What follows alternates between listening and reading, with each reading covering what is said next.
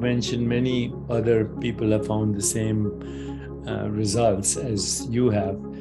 But this is the longest and most detailed study ever. It has looked at 4 generations of people. You've been involved in the study for many years. Before that, it was George Valiant, and who I also admired very much. Tell us a little bit about the study itself, the protocols used. In the beginning, it was all Harvard students, mostly white males, and then also indigent students from Boston, but also white males mostly. But as the generations evolved, it started to include other people.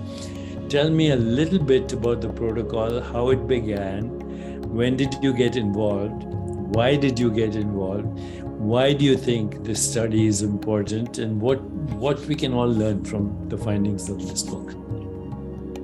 Well, the studies began as 2 studies that did not know about each other. So one started at the Harvard University Student Health Service with undergraduate sophomores, 19 years old, who were thought by their deans to be fine, upstanding young men. And it was meant to be a study of thriving, of normal adolescent to young adult development. Now, of course, we would never imagine that you would only study white males from Harvard as a study of normal development. But at that time, that's what they did.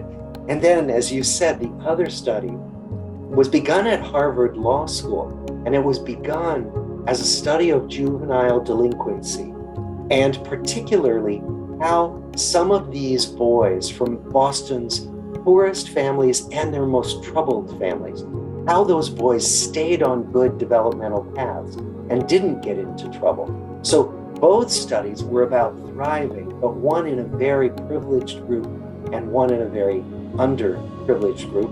And then since then, we've brought in spouses and children, more than half of whom are women. So we have gender balance now in the way we didn't when it began.